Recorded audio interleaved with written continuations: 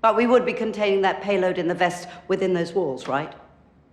Far less collateral damage than them going off in a crowded shopping mall. Yes, of course. Yeah, thank you. Obvious to anyone not trying to avoid making a decision.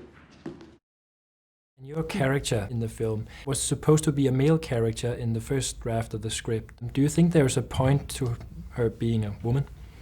I do, not necessarily for the role, but I think Gavin very astutely understood that making a woman, putting a woman in that role, opened up the discussion. It made it less easy to dismiss it as a sort of macho male thing. That's what men do. It made the discussion more universal. Yes, in the original script, the role that Helen Mirren plays was written for a man, and I asked Guy Hibbert, the writer, early on how he felt, and it only took him 5 minutes to say yes to Helen Mirren and the role being played by a woman. And I think for me it was important because the ethical and moral questions that the film raises are questions that I think men and women should be talking about, are talking about, and I didn't want the film to come across as a sort of guys-only war movie. It's a war movie for the modern era. Women are more and more involved in the military, and I think that the casting of Helen not only gets me a great actor, I'm so thrilled she did it, but it also brings some sort of gender balance to the film and allows for a more open conversation. So kid, zoom in.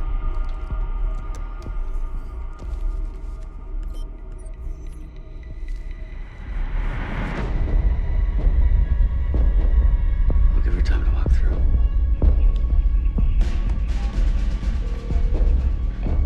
Ma'am? You are cleared to engage, Lieutenant.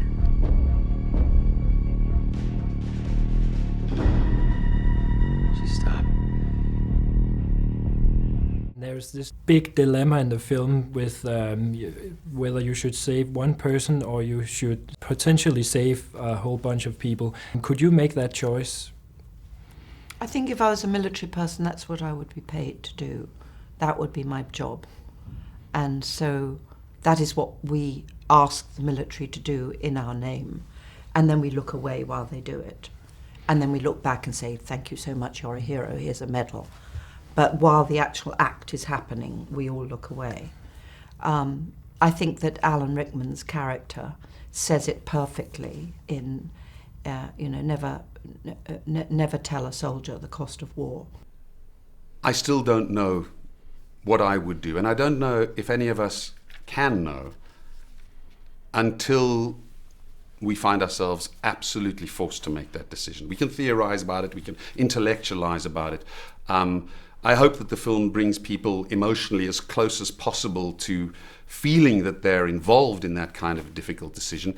But I hasten to say that the particular facts of the scenario could be shifted just slightly and your decision may be different if there was not one innocent life being traded for potentially 80, not definitely, but potentially. What if it was 5 versus 40? These are awful, awful choices to have to make, having to pick the lesser of two evils. The colour of the truth is grey, it's not black and it's not white. And that's what people soldiers who do these incredibly difficult things for us, they understand that absolutely. I don't want to overly hero worship them or put them down. And I think that's the great thing about the film. It doesn't make those judgments.